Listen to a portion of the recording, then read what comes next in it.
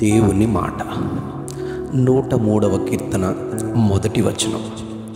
నా ప్రాణమా యెహోవాను సన్నుతించుము, నా ప్రాణమా యెహోవాను సన్నుతించుము.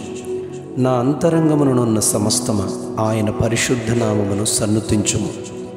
నా ప్రాణమా యెహోవాను సన్నుతించుము, ఆయన చేసిన ఉపకారములలో దేనిని మరువకుము. పరిశుద్ధ గ్రంథంలో వ్రాయబడిన 66 పుస్తకాలలో పెద్ద పుస్తకం కీర్తనల గ్రంథం.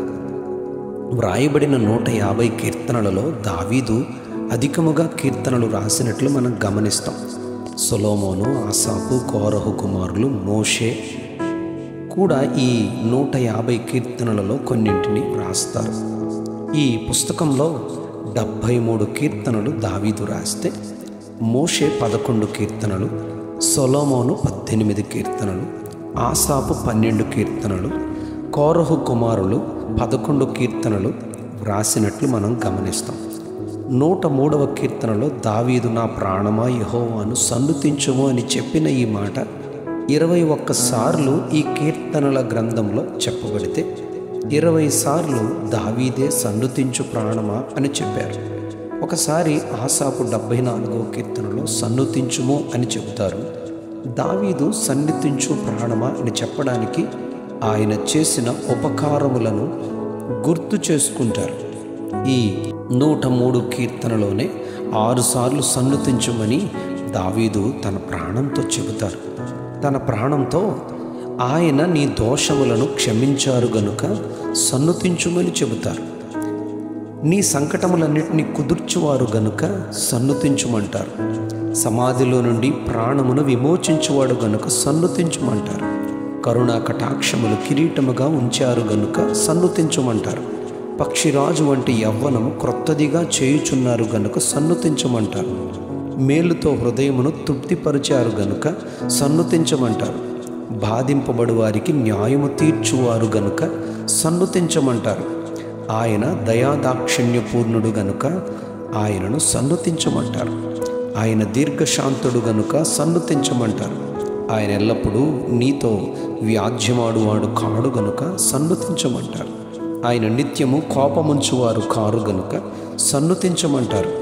పాపములకు ప్రతీకారము చేయువాడు కాడు ఆయన గనుక ఆయనను సన్నుతించమంటారు. దోషములన్నిటినీ మనకు ప్రతిఫలమియ్యలేదు గనుక సన్నుతించమంటారు. తన కృపను భూమికి ఆకాశానికి ఉన్నంత ఎత్తుగా చూపారు గనుక సన్నుతించమంటారు. తూర్పుకు పడమరకు ఉన్నంత దూరంగా అతిక్రమాలను మనకు దూరముగా చేశారు గనుక సన్నుతించమంటారు.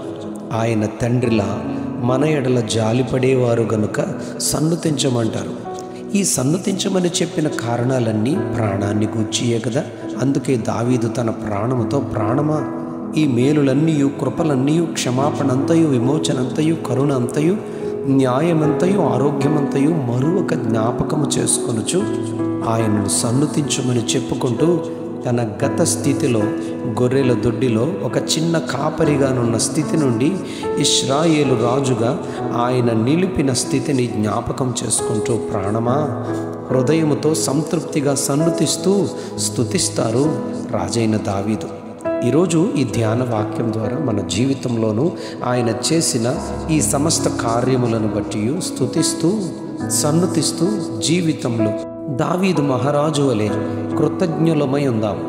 స్తుతించు అనే మాట పరిశుద్ధ గ్రంథం అంతటిలో 93 సార్లు కనిపిస్తుంది. క్రొత్త నిబంధనలో 15 సార్లు మనం గమనిస్తే, నెహెమ్యా ఒకసారి ఆయనను స్తుతించినట్లు రాస్తే, మిగిలిన 77 సార్లు అధిక భాగంలో దావీదే మహారాజే దేవుని స్తుతించినట్లు మనకు కనిపిస్తుంది. నిన్ను నన్ను పైకి మన జీవితాన్ని తీసుకుని వెళ్ళే గొప్ప స్థానంలో నిలిపే ఒకే ఒక విషయం, ఆయనకు కృతజ్ఞతాపూర్వకముగా, దీనులుగా, విధేయులుగా స్తుతించే స్థితిలో మనము ఈ ధ్యానవాక్యం మనం గమనించి స్తుతించగలిగితే అది ఎంతో దీవెనకరంగా మన జీవితాలకు ఉంటుంది.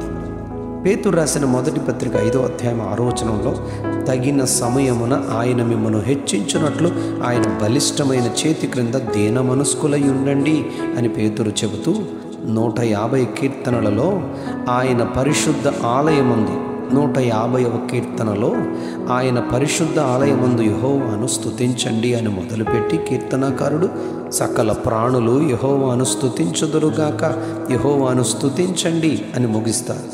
ఆయనను స్తుతించమని సన్నుతించమని ప్రాణముతో ప్రతి క్షణము, నిమిషము, దినమంతా, వారమంతా, నెలల తరబడి బ్రతుకు దినములన్నిట స్తుతించమని మన ప్రాణంతో, సన్నుతించమని మన ప్రాణంతో మనం చెప్పాలి. ఈ భూమిపై అలా చెప్పగలిగితే, సన్నుతించమని దేవుని స్తుతించగలిగితే సదాకాలము దేవుడు తన ఉన్నతమైనటువంటి కృపను మనకును ఆయన దయచేస్తారు. అట్టి భాగ్యము, అట్టి కృపను మనమును పొందుకుందుము గాక. Amen, amen, amen. నా ప్రాణమా యెహోవాను సన్నుతించుము, నా ప్రాణమా యెహోవాను సన్నుతించుము. ఆమెన్.